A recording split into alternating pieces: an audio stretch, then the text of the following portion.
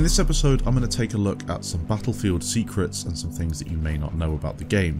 This will focus on Battlefield 1, but more than that, it will focus on the entire franchise. There are some really interesting things in here that you probably don't know.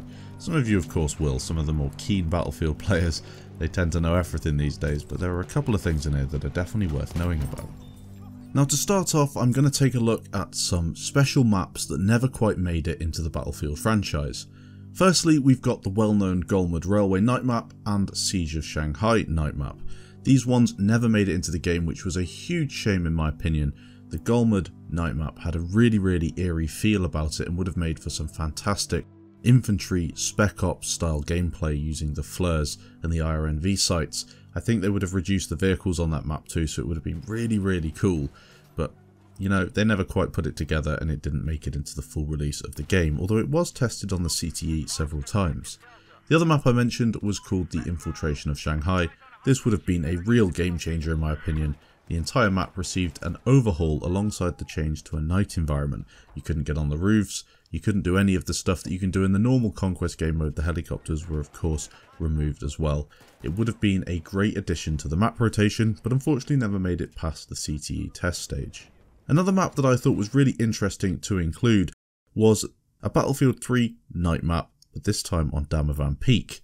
For anyone who loves Rush and loves Battlefield 3, Damavand Peak was probably a map that you spent a lot of time on. A YouTuber whose name I unfortunately cannot pronounce because it's in Japanese or something like that, came up with an awesome concept for a night variant of Damavand Peak. I'm sure most of you on here would have loved to play that, and I really do think that DICE will bring back Damavand in a future Battlefield game. How awesome would it be if they brought it back in the Battlefield Bad Company 3 game that we're supposedly going to receive sometime in the future? Of course, that's speculation, but it would be no surprise to see a Damavand style map, maybe a homage to Damavand Peak in that game, because it was loved so much and we've had nothing quite like it since. We've also had maps such as Operation Outbreak that have made it through the community test stages into the game in Battlefield 4. Nothing really similar to that in Battlefield 1. We did have the night maps, but they weren't so much community driven. With Battlefield 4 though, there were other maps that could have been included instead of Operation Outbreak. One was called Anhu Barrier. This one was introduced by Rival X Factor. It was an idea, and to be fair to him, although he does have a fair amount of controversy surrounding his opinions on Battlefield, this looked like a great map. Eventually, they did settle on a jungle map though, but I personally would have preferred to see an urban map, similar to Propaganda. Either way, it's really interesting to see what could have been. Another map, and this is the final one we'll look at today, was called Chalishman Dam. This was a fan-made map, and all credit, I think, goes to Luton. This guy has a really good Battlefield channel. He's been doing Battlefield and Armour and games like that for years. Worth checking out. He also streams a fair bit. His channel, of course, is in the description. This map looked fascinating and was the inspiration behind the official map Langkang Dam in Battlefield 4. The idea for Chalishman Dam came in Battlefield 3, but of course we never saw it.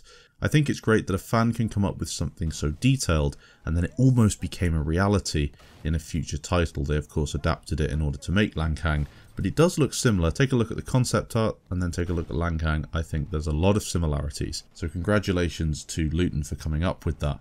Just a really awesome map, and I'm really looking forward to somebody maybe coming up with their own concept for Battlefield 1.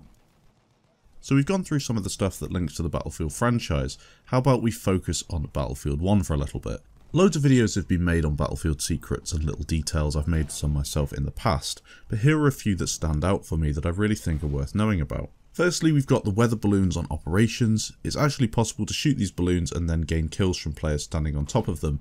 I've seen videos in the past of players getting kills when destroying the balloons as camping snipers get caught up in the explosion. I think it's awesome that DICE have put so much effort into the little things, such as these weather balloons, as it would have been perfectly acceptable to just leave them as purely decoration for the map and not make them another aspect of gameplay. Next up, we have the changes to river systems during a match on the They Shall Not Pass map, Soissons. Now for anyone that played Battlefield 4, you will know all too well that DICE are really good and also really keen at changing the way a map plays midway through a match. Levolution events, namely the one on Flood Zone where the water level rises, really change the way the map plays, changes the whole dynamic of the map, and of course the gameplay.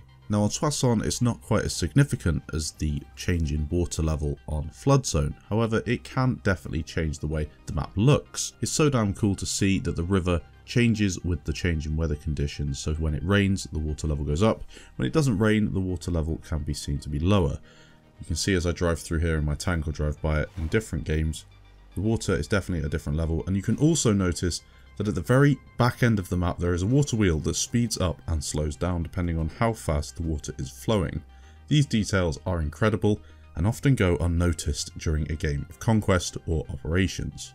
Another really cool detail that I thought was fantastic when I was doing some filming a while ago with my friend Hornadell, and I also noticed it when I was playing Conquest the other day, you leave footprints in the snow on all of the In the Name of the Tsar maps. Really awesome that they've put this in. It's not really necessary, but it does look fantastic. Again, with cinematic content, things like this make life a whole lot easier, and it gives a way more realistic approach to the entire game. I love it, and I think it's fantastic.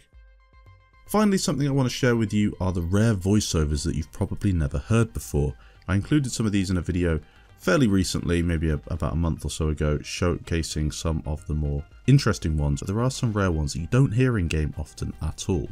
I doubt many of you have heard these, so I'm going to share a few with you now. Look out! Enemy! Help us out! I'm fucked here! No, this isn't how it should be! We shouldn't be here! Fucking hell! Oh, we're getting cut to fucking shreds! This is madness! We've got to get out of here!